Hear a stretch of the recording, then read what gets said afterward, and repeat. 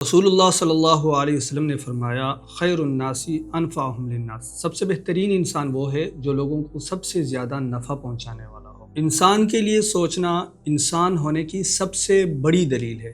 رب تعالیٰ اس بشر پر رحم کرتا ہے جس کے دل میں درد کی چوٹ ہو اور دوسرے انسان کے دکھ درد کو سمجھے۔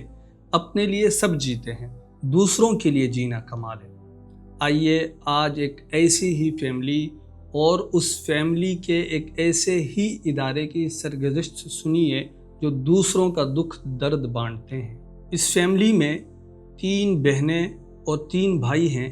2021 میں جب ان کے والد کا انتقال ہوا تو انہوں نے ایک ادارہ بنایا جس کا نام اپنے والد کے نام پر حاجی ظہور ٹرسٹ رکھا۔ اس فیملی نے اور اس ادارے نے 3 سالوں میں کتنے مستحقین کی مدد کی، کتنے مدارس اور مساجد کی تعمیر میں حصہ لیا، کتنے بے گھر افراد کو گھر بنا کر دیے، یہ نہ ان کو یاد ہے اور نہ وہ فہرست بنا کر رکھی ہے جو عام طور پر خاص ادارے کرتے ہیں۔ حاجی ظہور ٹرسٹ نے اپنے آپ کو عام رکھا اور عام آدمی کو براہ راست رسائی دی۔ کوئی بھی مجبور اور بے بس اس ادارے کے معاونین تک پہنچ سکتا ہے اور اپنی فریاد پیش کر سکتا ہے۔ حاجی ظہور ٹرسٹ کے قیام اور نام کی کہانی اتفاقی بھی ہے اور دلچسپ بھی ہے۔ عموماً ٹرسٹ کے ادارے وراثت میں چھوڑے مال اور نام سے قیام پذیر ہوتے ہیں، مگر ظہور ٹرسٹ کے قیام کا پیش منظر مختلف ہے۔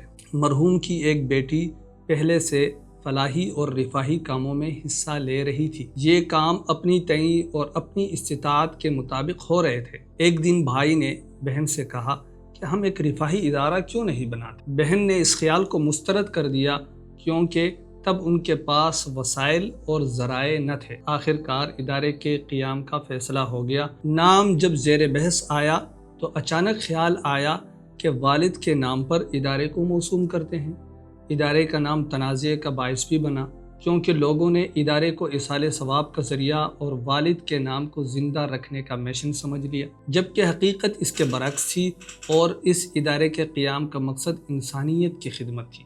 مگر انسان ہو یا ادارہ اپنے نام سے پہچانا نہیں جاتا بلکہ کام سے نام پیدا کرتا ہے اور کام کی وجہ سے نام بن جاتا ہے۔ حاجی ظہور ٹرسٹ نے شروع میں کئی مشکلات کا سامنا کیا۔ جب کوئی ڈونر نہیں تھا تو فیملی کے افراد اور رشتہ دار مل کر بے بس اور لاچار افراد کے ساتھ تعاون کرتے تھے۔ 2021 میں ایک بے گھر بیوہ کے گھر کی چھت ڈالنے کے لیے پریشان شمیم باجی اور ان کا ادارہ آج سینکڑوں بے گھر افراد کے لیے گھر بنا چکے ہیں۔ 3 سال کے عرصے میں حاجی ظہور ٹرسٹ نے ہمگیر اور ہم جہت کام کیے اور اپنے کام سے خود کو منوایا۔ حاجی ظہور ٹرسٹ ان 3 سالوں میں ملتان، چترال، چڑوہی، لودراں، چھانگلہ گلی، میرپور، اکوڑا خٹک سے لے کر دیر بالا تک اور 20 دیگر علاقوں میں کئی بے گھر افراد کے لیے گھر بنائے۔ 5 مساجد کی تکمیل ہوئی، 10 مساجد اور مدارس کی تعمیر میں حصہ ڈالا۔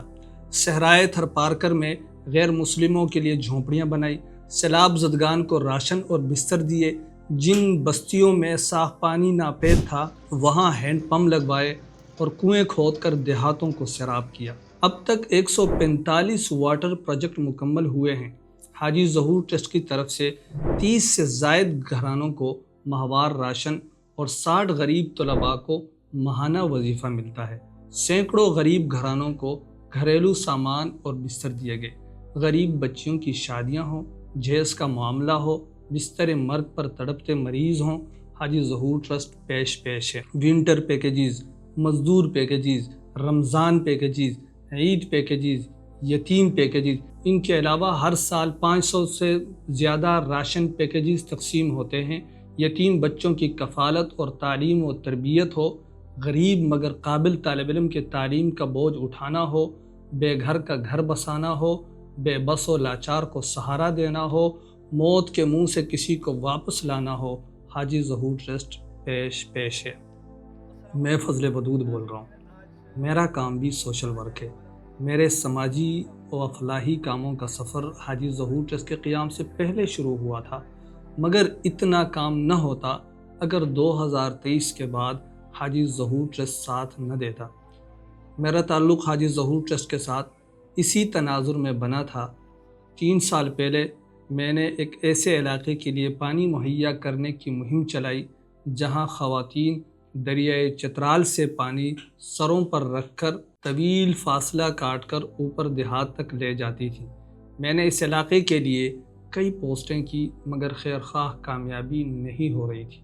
ایک دن حاجی ظہور ٹرسٹ کے ایک ذمہ دار کو بھائی سہیل مشتاق نے مینشن کیا تو انہوں نے رابطہ کیا اور واٹر پروجیکٹ کو پائے تکمیل تک پہنچانے کی حامی بھری۔ اس کے بعد بھی کوئی اپیل آتی تو پہلا نام ظہور ٹرسٹ کا ذہن میں آتا۔ حاجی ظہور ٹرسٹ کے طفیل ہم ہر سال کئی دفعہ مستحقین میں پیکیجز تقسیم کرتے ہیں، قدرتی آفات سے متاثرین کے ساتھ تعاون کرتے ہیں اور مستحق افراد کو ماہانہ راشن دیتے ہیں۔ اس طرح کئی مساجد اور گھروں کی تعمیر ہوئی ہے اور اب بھی کئی ایک رفاہی منصوبوں پر کام ہو رہا ہے۔ ہمیں حاجی ظہور ٹرسٹ کی ضرورت سب سے زیادہ ایمرجنسی کی صورت میں ہوتی ہے، جہاں وقت کم اور مرحلہ سخت ہوتا ہے۔ صرف چترال میں حاجی ظہور ٹرسٹ کے طفیل میں نے 10 گھر اور مساجد بنائی، کینسر تک کے مریضوں کا علاج کیا، بیوہ، یتیم اور معذور افراد کے لیے ماہانہ وظیفہ مقرر کیا، پیکیجز تقسیم کیے، سیلاب متاثرین کی مدد کی اور بہت سارے لوگوں کو بزنس سیٹ اپ لگا کر دیا۔ اللہ تعالیٰ حاجی ظہور ٹرسٹ کو مزید ترقی دے اور معاونین کی امیدیں بر لائے۔ حاجی ظہور ٹرسٹ کے عزائم پختہ اور ارادے مصمم ہیں، ایک ایسا ہمگیر اور ہمجہت ادارہ جو تمام شعبۂ زندگی کو کور کر سکے، ہر انسان کو سہارا دے سکے جس کو سہارے کی ضرورت ہے، یتیم کے سر پر ہاتھ ہو، بیوہ کو آس ملے، بے سہارا کو سہارا ملے، بے گھر کو چھت ملے، بے بس و بے آسرا کو امید کی کرن نظر آئے۔ یہ سب اور بہت کچھ اس ادارے کی ترجیحات میں شامل ہے۔ بے شک رب تعالی مسبب الاسباب ہے اور خالق و مالک ہے، وما توفیقی الا باللہ۔